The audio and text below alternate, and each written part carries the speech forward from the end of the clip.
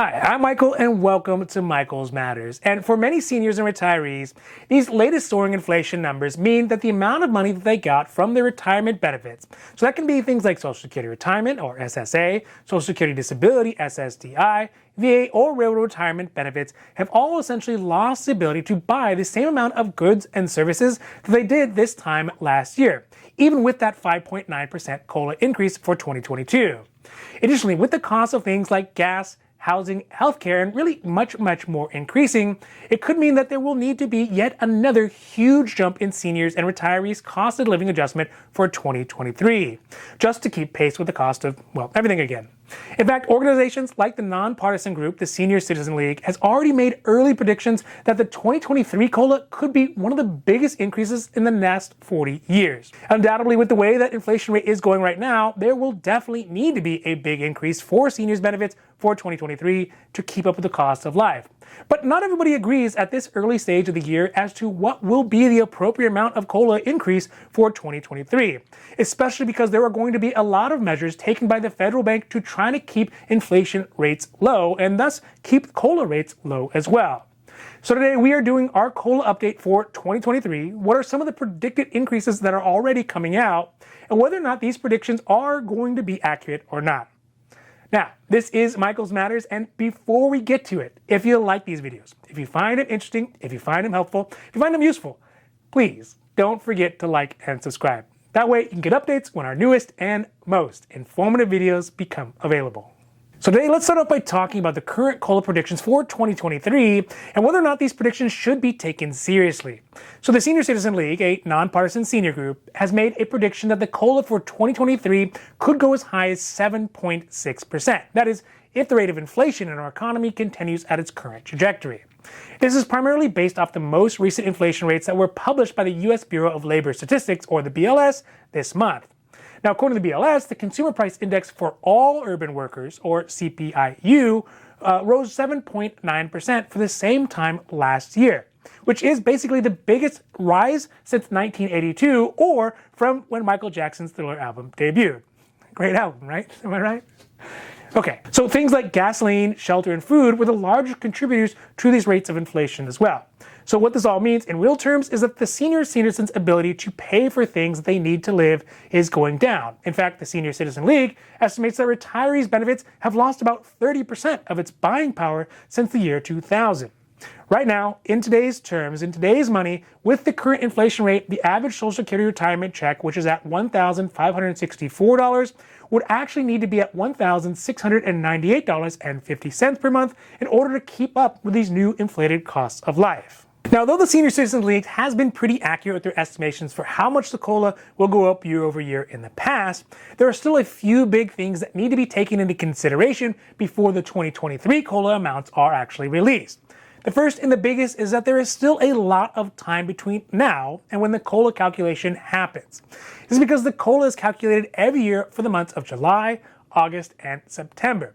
And given the rapidity of the way that things are changing in our economy, the difference of 4 months could mean a very different economy by the time we get to September. The second issue is that the estimations the Senior Citizens Leagues have made are based off the Consumer Price Index for all urban consumers, or the CPIU, when in actuality the COLA is based off something called the CPIW, which is the Consumer Price Index for urban clerical workers. So the difference may seem very minor, but what it actually means is that the specific goods or basket of goods that the Social Security looks at is different than what the Senior Citizens League is basing their early estimations off. This minor difference in the baskets could mean a major difference in how much the COLA actually ends up being by the time we get there. Now, lastly, and also maybe equally as important as all the other two, is the fact that these numbers from the Senior Citizens League do not incorporate the anticipated 6 interest rate hikes that the Federal Reserve Bank says they are going to implement throughout the rest of this year. These hikes could effectively put the emergency brakes on the economy, bringing down the inflation rate, but also possibly throwing the economy into a recession. Now, a good reason for why these are not included in estimations, because they are pretty important, is because we don't really know how much each of these rate hikes will be. The most recent hike was at 0.25%, but the next one could be as high as 0.5% or possibly even higher, depending on how the economy continues to move over these next few months. So what we can see is three specific things. First is that economics are hard and unpredictable. Even some reasonably smart and reasonably handsome people take at least 2 times to pass the basics of economics classes. There are just so many factors that come into how inflation affects our economy. Things like the pandemic, the Ukraine, and really tons and tons of other things that create that invisible hand of the market, as Adam Smith put it, that maneuvers our economies from one way to the other. The second is that economics have real-world effects on everybody, but especially those seniors and retirees who are living on fixed incomes, because already they are facing some huge increases that everyone else feels, but also have additional costs that don't affect everybody equally. Things like healthcare costs, transportation costs, and Medicare costs.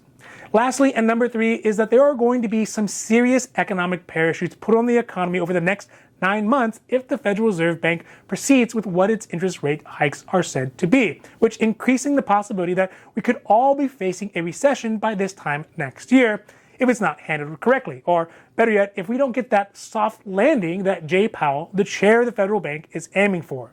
So either way, I've said it once, I will probably say it tons and more times again, is that the COLA as it sits is just not that good of a way to help seniors and retirees keep up with the cost of everyday life. There are such better ways, like things like the CPIE, which is indexed specifically for seniors and accounting for their costs, or using the normal federal poverty level to adjust their benefits like any other sort of government benefit. But this topic is a whole nother video, and actually, you know what? I have a whole nother video, and I'll probably make a whole nother one in the future. So if you have time, go check those out.